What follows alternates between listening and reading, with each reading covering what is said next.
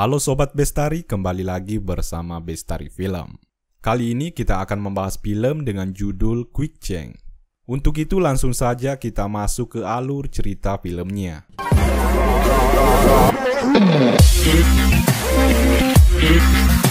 Cerita diawali dengan memperlihatkan seorang badut yang duduk di kereta, di mana dia terlihat seperti badut yang menyedihkan. Bahkan dia tak dianggap. Badut itu menuju ke sebuah bank yang dimana bank tersebut akan tutup. Namun badut itu tiba-tiba saja menodongkan pistol dan mengatakan akan merampok bank. Karena ketakutan, sang security yang sudah tua pun memperbolehkannya masuk. Setibanya di ruangan, si badut mengatakan akan merampok bank, namun terlihat tidak ada yang peduli. Si badut kemudian mengatakannya lagi, dan akhirnya kakek security pun membenarkan ucapan si badut. Namun semua orang tetap tidak peduli. Si badut akhirnya melepaskan tembakan dan semua orang langsung panik.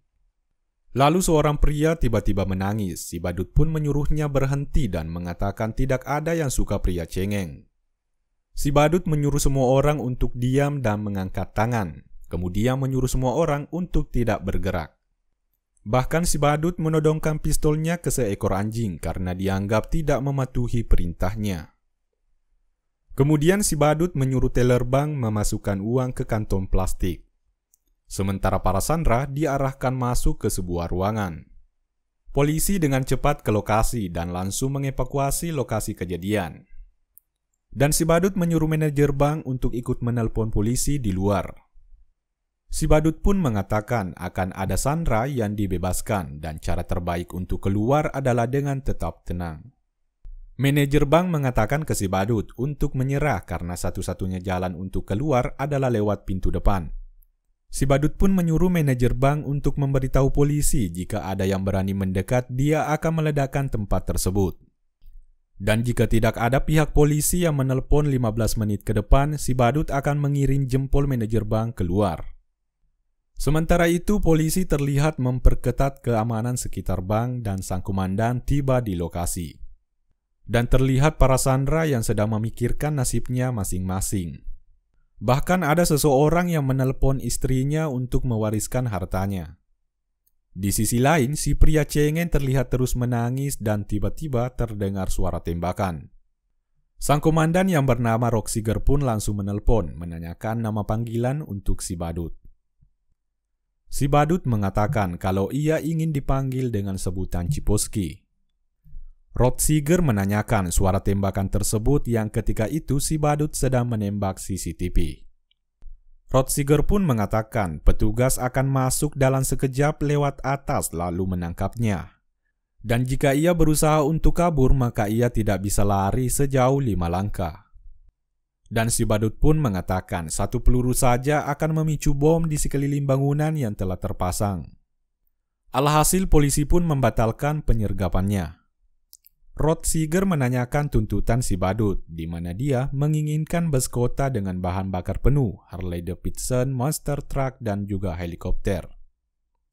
Ia juga mengatakan kalau satu sandera untuk satu tuntutan.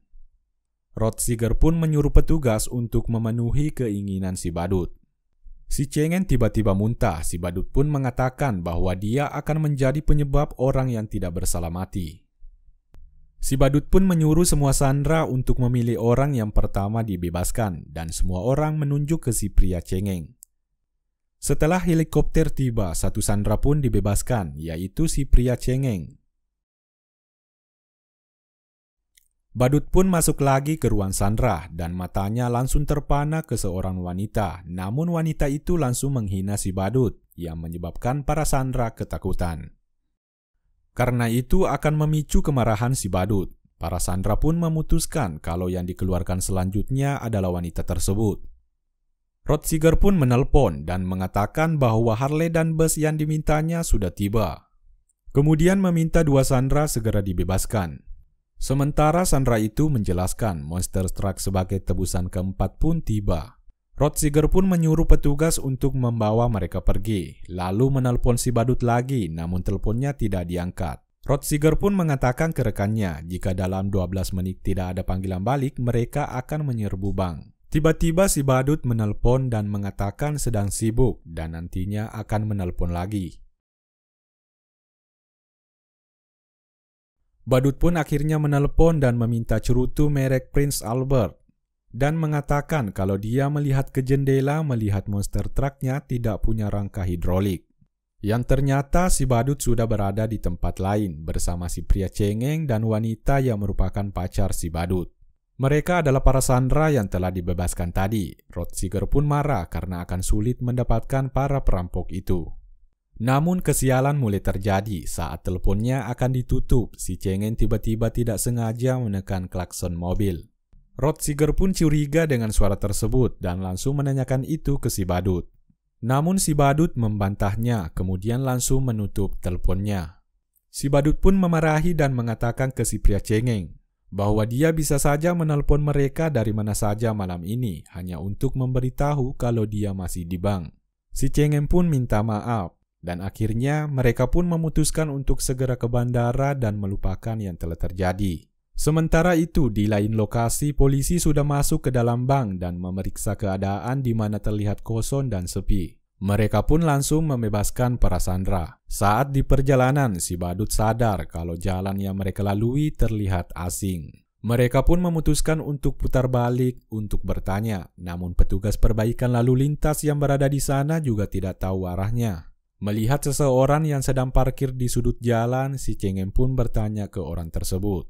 Orang itu pun mengatakan kalau dia punya peta. Mereka pun berhenti dan si badut turun dari mobil. Namun si badut punya firasat buruk dengan pria itu. Sementara si pria cengeng dan pacar si badut ngobrol. Ternyata si badut sudah ditodong pistol dan mereka akan dirampok. Untungnya pria itu tidak melihat uang di dalam baju si badut dan hanya mengambil dompet yang berisi $4. Pria itu pun melihat bagasi dan mengambil 2 koper yang tidak berarti apa-apa kemudian pergi. Untungnya petanya ketinggalan dan mereka memutuskan ke apartemen pacar si badut yang sudah berganti pemilik untuk ganti pakaian. Setibanya di sana, si cengeng pun mengatakan kalau ada asap di apartemen sebelah, namun si badut dan pacarnya tidak memperdulikan si pria cengeng. Pemadam pun datang. Mereka bergegas mencari kunci mobil untuk memindahkan mobilnya karena menghalangi sang pemadam.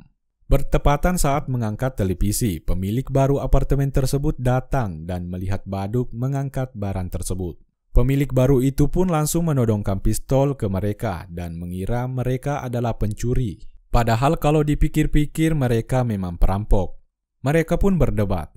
Sementara itu, sang pemadam sibuk memindahkan mobil si perampok. Dengan tidak sengaja, mobilnya meluncur ke bawah dan jatuh ke jurang.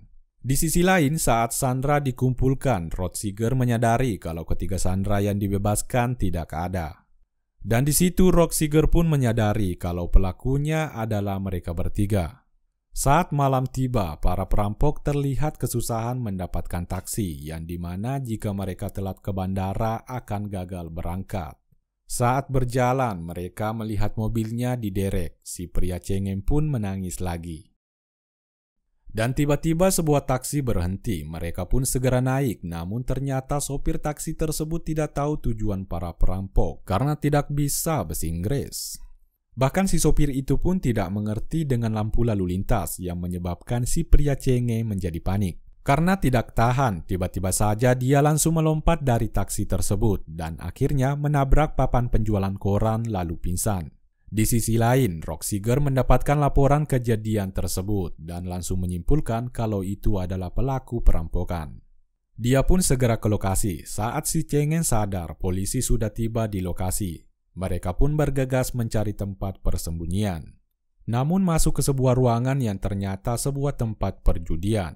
Tiba masa tiba akal, si badut mengatakan kalau dia datang untuk uang dan dia adalah penagih baru. Si bandar mengatakan King Lambino tidak pernah mengatakan apa-apa. Untuk informasi, Lambino adalah bos besar yang memberikan perlindungan kepada si bandar. Panjang cerita singkat kata, karena kelihayannya berbicara, si badut berhasil membuat si bandar percaya dan memberikan uang $6.000. Setelah keluar dari sana, para perampok melihat sebuah bus dan mereka segera naik. Akan tetapi si sopir menolak uang si badut karena ia hanya menerima uang pas. Akhirnya si badut pun terpaksa ke Indomaret terdekat untuk menukarkan uangnya. Saat si badut keluar bersamaan dengan datangnya penagih asli King Lambino, terlihat akan menghajar si bandar. Dan si badut pun kelihatan oleh anak buah si bandar dan menunjukkannya ke penagih itu. Kita sebut saja Jamal. Si badut pun akhirnya dikejar oleh Jamal dan polisi yang melihat kejadian tersebut langsung ikut mengejar. Saat si badut sudah berada di dalam bus, polisi langsung menangkap Jamal yang dimana dia dikira orang yang melompat dari taksi. Saat bus pergi, Roxiger pun baru tiba dan melihat Jamal. Di situ Roxiger menyadari kalau Jamal adalah buronan yang dikejar selama ini.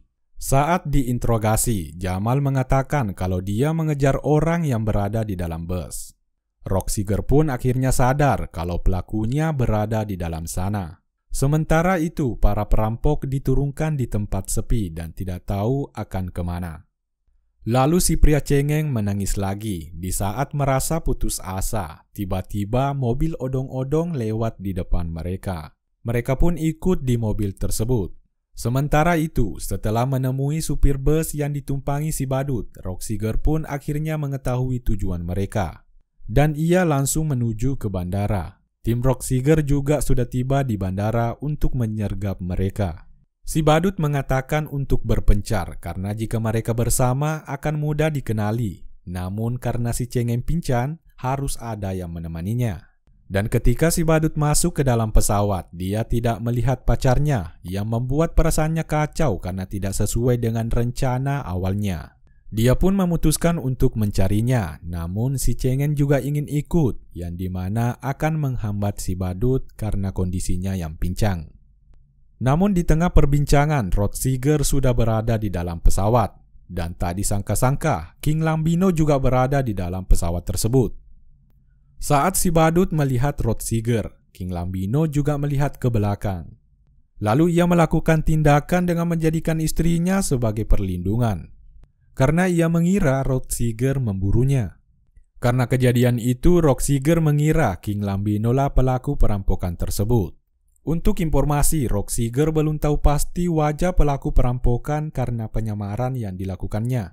Dan perkelahian pun terjadi antara Roxiger dan bos mafia itu. Si badut pun ikut membantu Roxiger. Bahkan si pria cengeng sempat-sempatnya memanfaatkan keadaan dengan merebut tas milik istri King Lambino yang berisikan uang.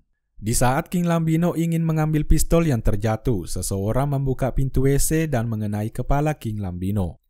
Yang ternyata itu pacar si badut yang sebenarnya sudah berada di dalam pesawat. King Lambino pun ditangkap oleh Roxiger dan tidak lupa berterima kasih kepada si badut karena telah menolongnya, serta menanyakan nama dan tempat tinggal si badut untuk diberikan penghargaan.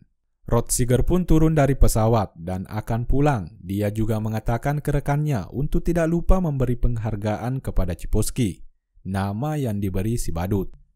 Yang dimana dia baru menyadari kalau itu adalah si badut. Pesawat pun lepas landas dan film pun selesai.